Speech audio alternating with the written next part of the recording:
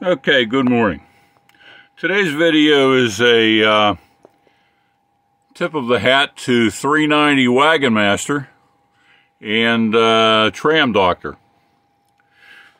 This is Realistic's TRC-205, which in 1977 was their top-of-the-line 5-watt 40-channel handheld radio.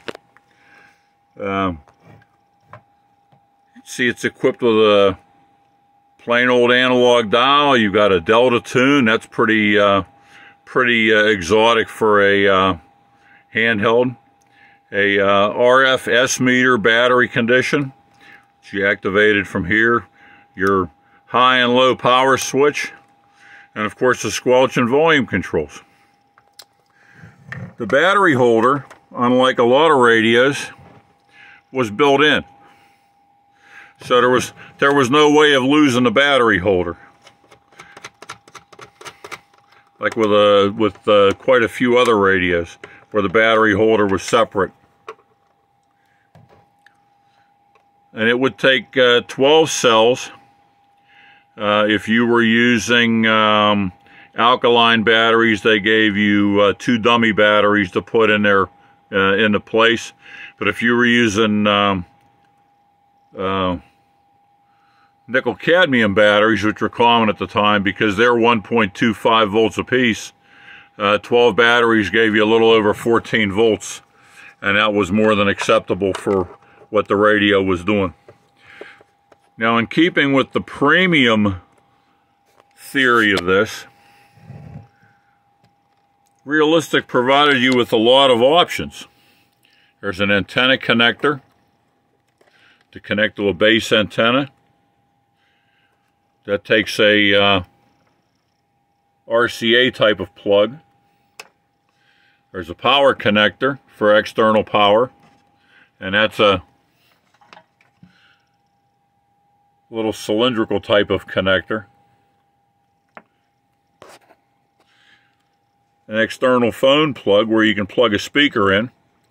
That's your standard 1/8 inch speaker plug. But most importantly, what's the microphone plug? This was a real 5-pin microphone plug that enabled you to plug a mobile microphone into it, or a base station microphone, and use it like a base station. So let's hook it up like a base station and see how well it works. All right. Got it hooked up with my favorite Motorola speaker.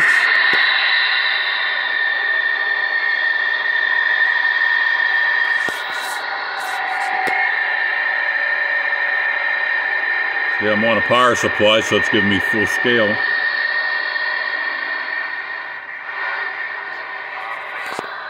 So let's spin around the band and see what we can hear.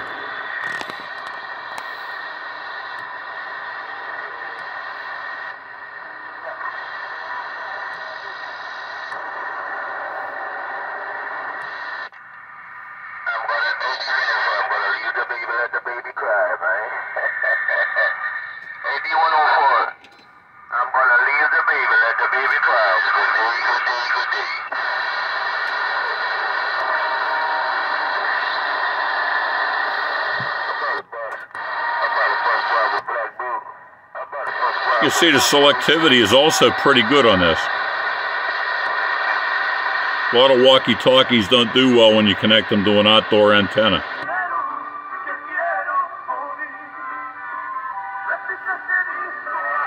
Yeah, channel 9, okay.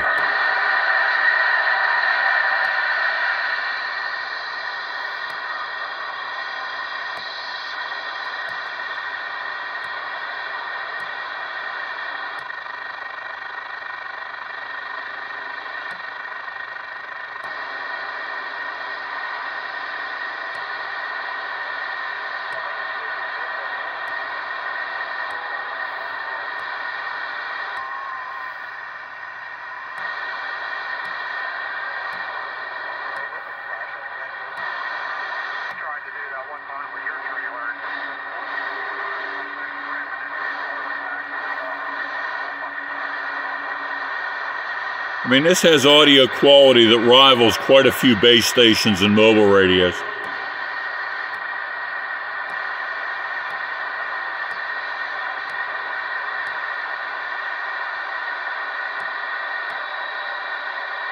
All right.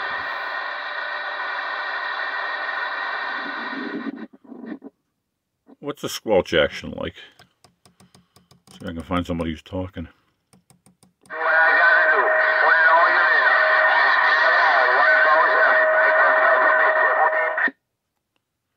It's got a little bit of a thump to it. It's not bad.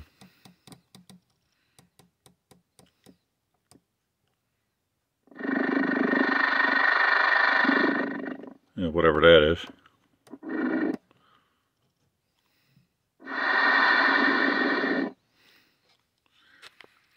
So since this was a full powered radio, Radio Shack tried something that was different in order to extend the battery life. They called it controlled carrier modulation, but nowadays we just call it swing. So when you key it up, that's low power. It's less than a half a watt. Halo. You get about a watt and a half out on low power. Halo. So if I switch to high power,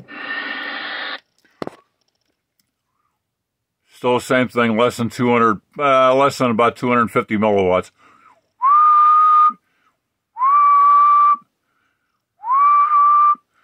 Little over 3 watts of swing. Now, Radio Shack explains this, how the system works, in their instruction manual, the owner's manual for this, which is still available online. It's a fairly complicated process. They call it controlled carrier modulation, but the net effect of it is to extend the battery life when you're spending a lot of time transmitting. On the other hand, if you're driving an amplifier and you want that swing, you just might want to look for one of these in order to get that swing that you're talking about. So once again, this is nothing new. Dates back to 1977. And this one has a broken antenna on it, but that's okay. I have 2 more that are in my goodie box, and the antennas on them are intact. And I use this one as a base station. I use it as a mobile sometimes. It's just a nice all-around premium handheld radio. All right, so much for the realistic TRC. It was only it was only a 1-year only radio, 1977. So keep an eye out for a TRC-205 and you won't be disappointed.